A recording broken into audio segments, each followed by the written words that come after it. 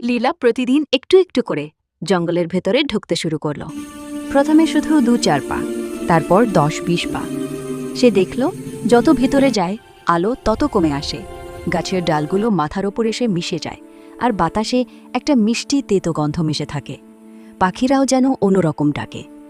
এক বিকেলে সে আরও গভীরে গেল। হঠাৎ তার চোখে পড়ে একটা পুরনো আম গাছ।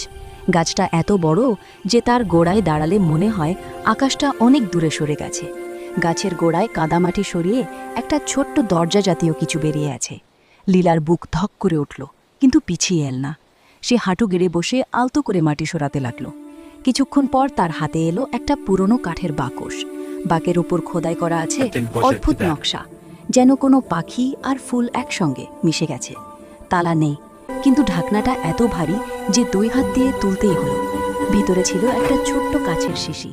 শিশির ভিতর ঝিকমিক করছে সোনালি আলো, যেন কেউ সূর্যের এক টুকরো বন্দি করে রেখেছে। শিশির গায়ে লেখা আছে খুব ছোট অক্ষরে লেখা, যা লীলা কখনো দেখেনি।